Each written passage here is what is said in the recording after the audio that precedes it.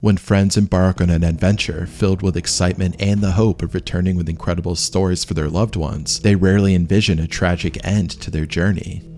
Regrettably, in this instance, what began as a pursuit of fun culminated in unforeseen devastation. Two friends from Italy, 57-year-old Carlos Barbieri and 44-year-old Carlos Basso, planned a cave diving expedition in the underwater cave system of El Dudu Lagoon. Both individuals, known for participating in high-risk cave dives globally, lacked official cave diving certifications. An Italian diving instructor advised Carlos Basso to seek formal cave diving training. Basso's response reportedly conveyed overconfidence, dismissing the need for further instruction. Basso allegedly replied, "There was nothing you could teach me that I already didn't know." Despite their extensive experience in open water diving, neither Barbieri nor Basso possessed the complete gear for such a dangerous dive. Nevertheless, they still went on to dive into the challenging caves of El Dudu Lagoon. An Italian diver who knew Carlos Barbieri and Carlos Basso said, "To these divers, the danger is not real. It cannot happen to them. It can be summed up in two basic ways. One, pure ignorance. They are oblivious to the dangers because they are so far beyond their training. They don't know what they don't know. Two is ego, the chest-thumping bravado that one can do something so dangerous and get away with it. This time, look, I dove in an underwater cave and I'm still here." When an untrained diver enters an overhead environment, they might as well be playing Russian roulette. The luck will eventually run out. The diver emphasized that individuals with such a mindset jeopardize their safety and pose a significant risk to others. This reckless approach can lead to scenarios where mistakes necessitate the involvement of specialized divers for rescue and body recovery operations. Consequently, this increases the risk of exposure for these professional divers, who must engage in complex and dangerous missions to address the consequences of such reckless actions. Ed Sorensen is a distinguished technical cave diver, renowned for his extensive experience rescuing and recovering divers who become lost or trapped in underwater caves. His rescue operations often involve navigating challenging underwater environments characterized by zero visibility. The lack of visibility necessitates high adaptive thinking and situational awareness. One of the unique techniques Ed employs is temporarily ceasing to breathe. This deliberate action reduces noise and enhances his ability to hear faint sounds, which can be crucial in pinpointing the location of distressed divers. On one particular occasion, this technique was notably effective in a rescue operation involving two students abandoned by their instructor. By silencing his breathing, he can better detect and locate the stranded individuals by listening to their screams in the cave. Cave rescues are exceedingly rare occurrences. In most instances, when an individual is reported missing in a cave environment, the arrival of a specialized diver from the International Underwater Cave Rescue and Recovery, or the IUCRR, is often too late, with the missing person typically found deceased. Before 2012, the record shows a scant total of just 4 successful cave rescue operations. A notable incident in 2012 highlights the extreme challenges involved in such operations. Initially, Jeff Bauer, a renowned IUCRR diver based near a cave system in Tallahassee, was tasked with a body recovery mission. The deceased location complicated the recovery in a particularly narrow section of the cave. Despite Bauer's considerable expertise in underwater cave navigation, he assessed the situation and informed the local sheriff's department that the body's recovery was not going to happen. However, the sheriff's department insisted the necessity of retrieving the body. Recognizing the task's extreme difficulty, Jeff Bauer recommended Ed Sorensen as the only diver with the requisite skills and bravery for such a perilous mission. Sorensen was promptly contacted for this daunting task.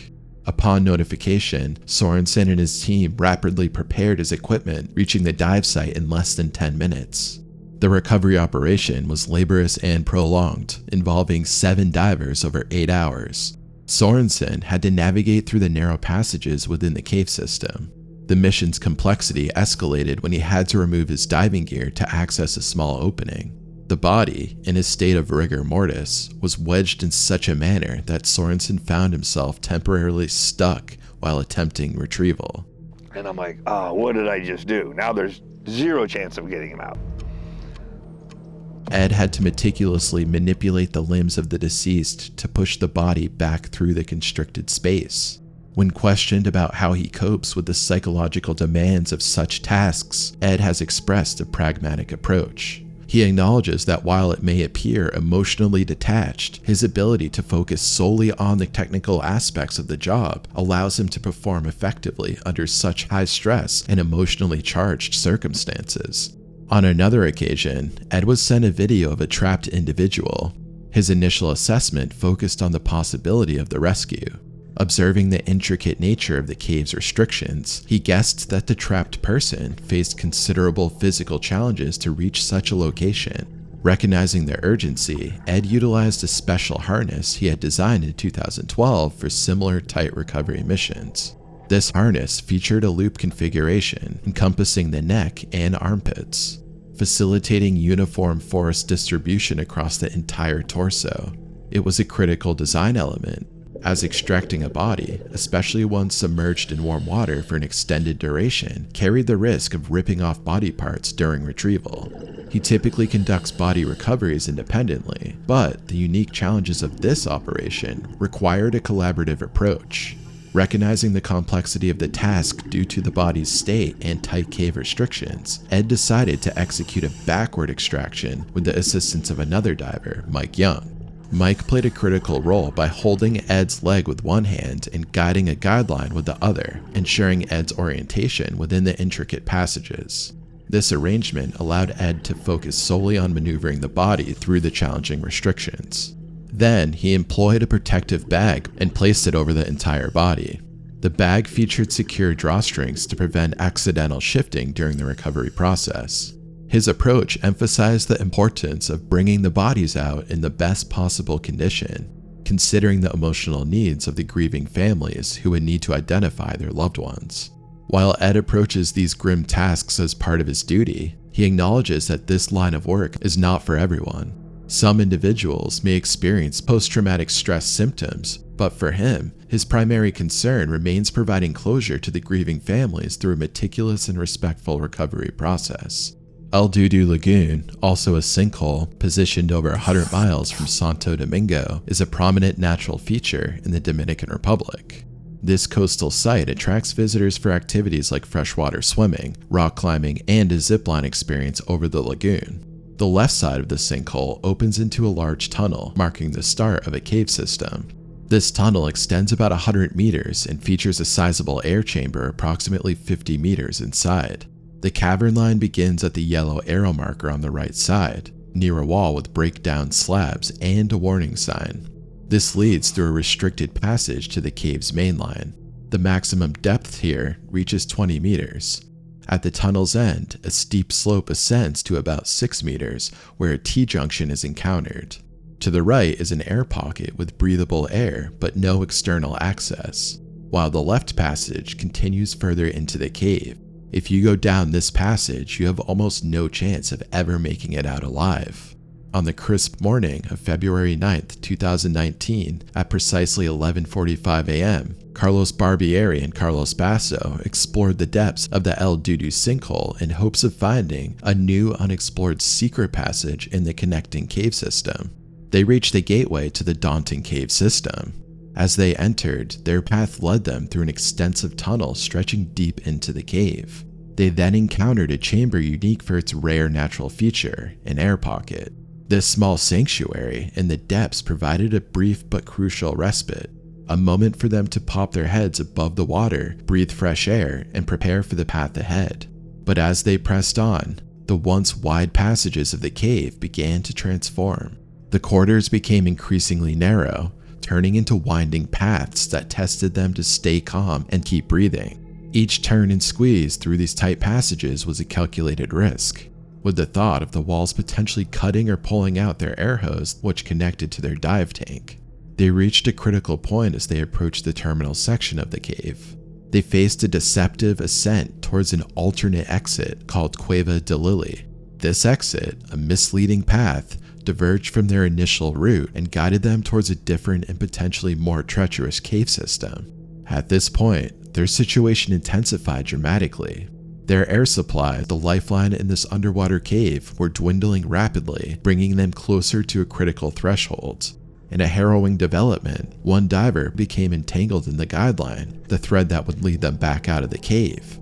The severance of this line plunged them into disorientation, erasing their path to escape.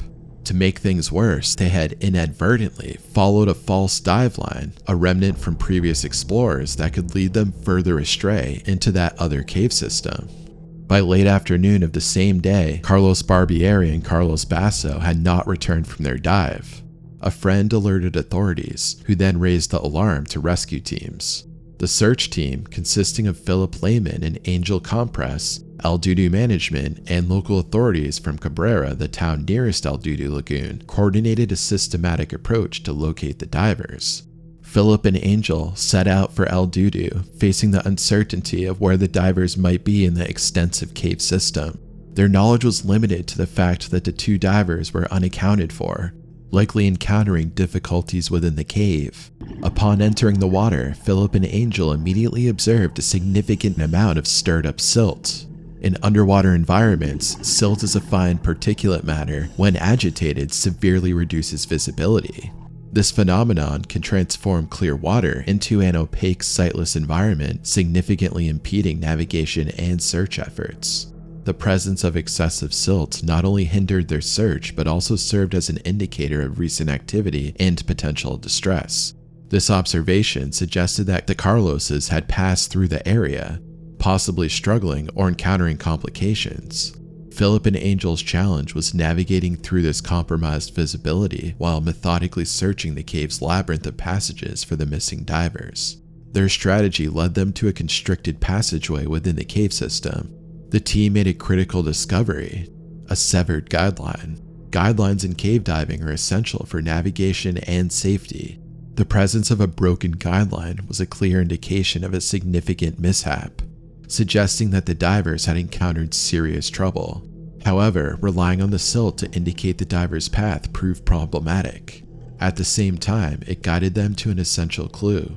The poor visibility necessitated a temporary suspension of the search efforts. This pause was crucial for reassessing the situation, planning a safer approach, and ensuring the safety of the rescue team amidst the treacherous conditions within the El Dudu cave system. In the aftermath of Carlos Barbieri and Carlos Basso's disappearance, the search efforts then persisted. But it was really hard for them to see in there with all the silt that was still stirred up, and they couldn't wait for it to settle because that could take days or weeks. Despite the rigorous and methodical approach, the divers could not locate either of the missing individuals. The situation took a grim turn when the team discovered the body of 57-year-old Carlos Barbieri in a narrow side passage of the cave. The location and position of Barbieri's body was problematic. He was tightly wedged in a space that was difficult to access. This predicament made the recovery of his body impossible at the time. The National Speleological Society later reported that this side passage was extremely narrow, typically navigable only by divers equipped with side mount gear, which Carlos Barbieri did not have. In the following week, the search yielded no significant progress in finding the other Carlos. The complexity and scale of the situation prompted the decision to seek additional expertise. Mike Young and Ed Sorensen were called to assist in the operation. However, they faced an unexpected obstacle upon arriving at the Dominican Republic's border. The local authorities initially denied them entry into the country. This decision was based on the government's awareness of the ongoing rescue operation. Concerned about the mission's perceived high risk and danger, the authorities hesitated to allow additional foreign rescuers to join the effort. A report published by the National Speleological Society sheds light onto the ensuing negotiations. Ed, leveraging his substantial experience and track record in rescue operations, convinced the local authorities to grant him and Mike Young entry into the country. However, this permission came with a stringent condition. They were given only 8 days to recover both bodies. After this period, the Dominican authorities would officially terminate the search. This ultimatum added a layer of urgency to an already challenging and sensitive mission. With Carlos Barbieri's body still trapped in the cave and Carlos Basso's whereabouts unknown, Ed and Mike faced the daunting task of navigating the hazardous underwater terrain with a limited time frame, striving to bring closure to the tragic and complex situation. Ed entered the cave and maintained a grip on his guideline with one hand while extending the other hand forward, feeling for any object that differed from the texture of the cave wall. This method led him to the body of Carlos Barbieri. The extraction of Carlos Barbieri's body presented significant challenges. Ed initially found it impossible to retrieve the body unaided due to its wedged position. He coordinated with a local team to bring down milk crates filled with weights. These weights were strategically used to lower Barbieri's body sufficiently to maneuver it out from the tight space where it was trapped. After about 4 hours of strenuous effort, Barbieri's body was recovered. The search for Carlos Basso continued the following day. Ed and Mike returned to the cave, pushing deeper into its furthest recesses. The exploration led Ed to the end of a passageway where he encountered a wall. It was here, in this narrow crevice, that he found Basso's body. The recovery of Carlos Basso posed a different set of challenges. Ed had to release his hold on the guideline to reach the body, relaying to Mike Young to maintain their shared connection to the dive line. Working carefully with one hand, Ed managed to retrieve Carlos Basso's body without requiring additional assistance. This tragic incident at El Dudu Lagoon serves as a reminder of the importance of proper training, certification, and adherence to safety protocols when engaging in any high-risk activity. I want to say thank you for joining me today and staying till the end. If you are captivated and moved by this story, please consider liking the video and subscribing to our channel for more engaging content. I'm looking forward to seeing you at the next episode.